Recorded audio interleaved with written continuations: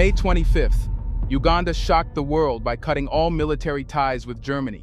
No warning, no debate, just silence and a sudden break. The reason? A shadowy accusation that Germany's ambassador was meddling in Uganda's affairs. Hello guys, good morning, good afternoon, good evening.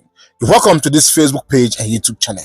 Guys, wonder shall never end. It has happened again. Please share this video. Uganda has cut ties with Germany. Bro, this is massive. I will give you guys a chance to watch this video. Let me calm down a little bit. Like, when I see Africa country cutting ties from these people, I'm always excited. What happened? Uganda president observed that the German ambassador is doing something that is not right in his country. So he decided to cut ties with the German military in Uganda. And you guys know where they cut ties with these people is to chase them out from their country. Anyways, let me just give you guys a chance, listen to what happened, then we'll come back to put our own take on this issue. Like, this is amazing. Although this is the same Uganda we talked about that made his son the head of military in Uganda, and his son said he wants to be the president of Uganda. Like, bro, let me play you guys this video, then we'll come back to analyze it a little bit. Just watch this video. Please, I'll beg you to share this video. Don't just watch and go. Share this video, I beg you. Watch, then we'll come back. Still in Africa, where Uganda has officially suspended all military cooperation with Germany, accusing the German ambassador, Matthias Schauer, of engaging in subversive activities. On May 25th, Uganda shocked the world by cutting all military ties with Germany. No warning, no debate, just silence and a sudden break. The reason? A shadowy accusation that Germany's ambassador was meddling in Uganda's affairs. But what did he do? And why now, just months before Uganda's next election? Let's find out.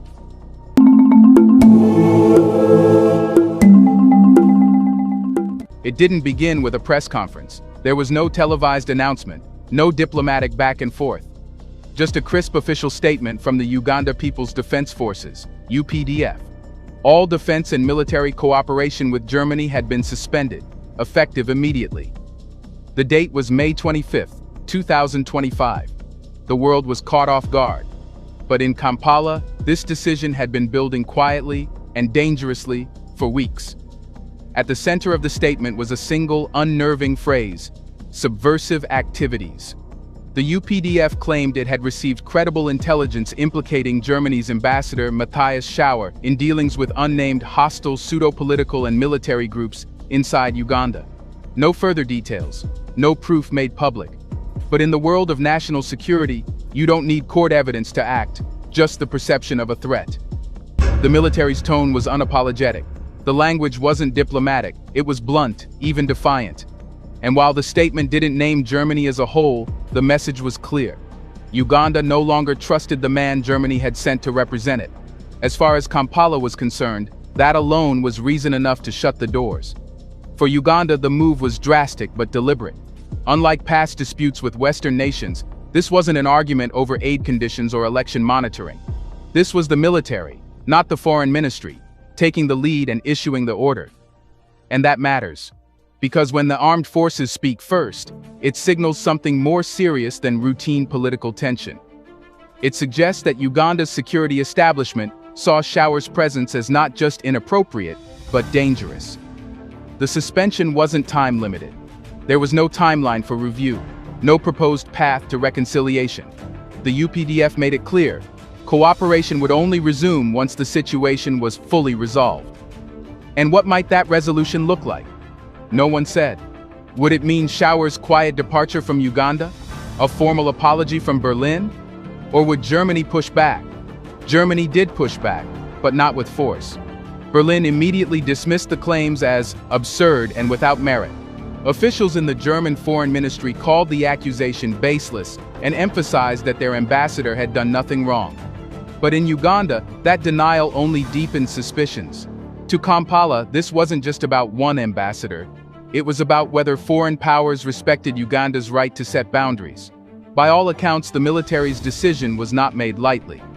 Defense cooperation with Germany had been a cornerstone of Uganda's post-2000 modernization. From military medical training to technical exchanges and peacekeeping logistics, the partnership had practical value on both sides. Uganda stood to lose real benefits, and still, it acted swiftly, as if something irreversible had already taken place. It's also worth noting what didn't happen.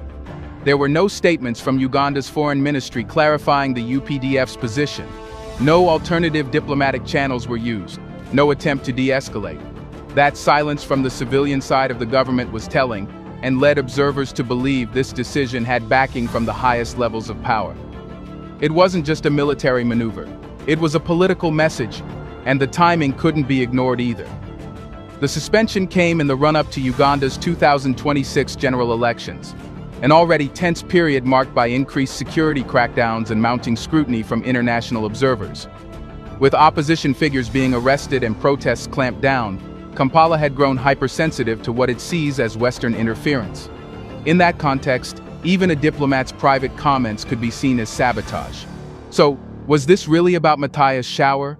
Or was he just the spark in a powder keg already full of suspicion, power struggles, and nationalistic pride? What's clear is that once Uganda pulled the trigger, it didn't look back. And for a country long used to walking a tightrope between East and West, this felt like the moment it chose sides. But what was actually at stake in this relationship before it collapsed?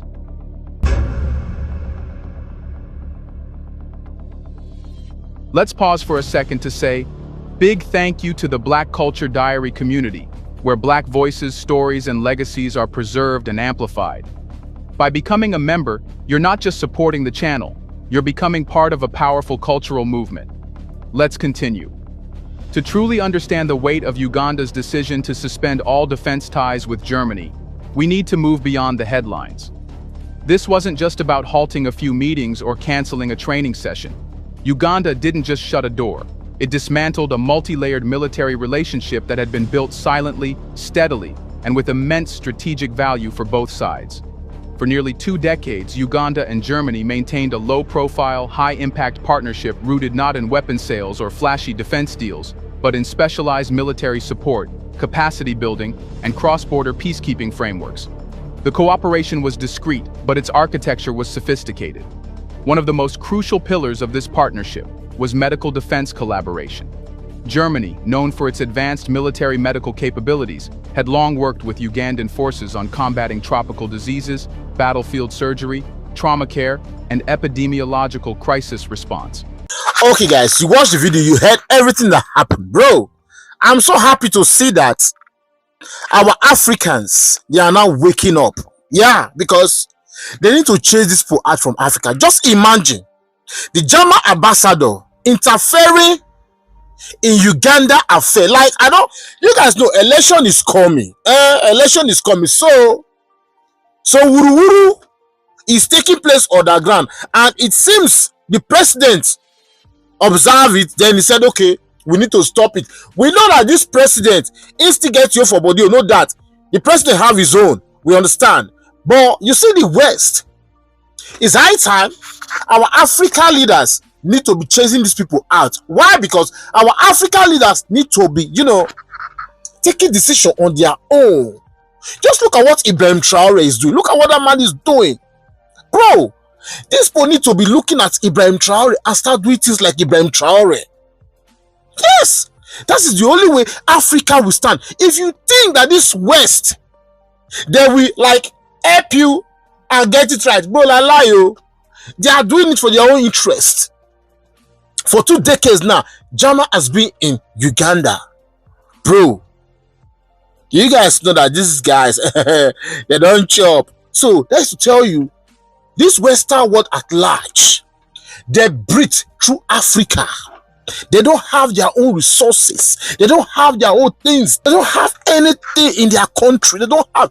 It is through Africa that they get what they use in their country. This country is dope today, bro.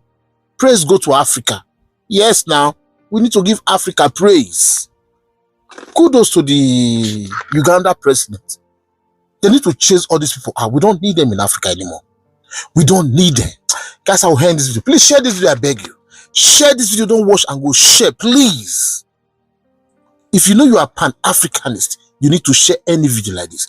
As you do so, God bless you. See you guys in my next video. Stay safe, guys, and bye-bye.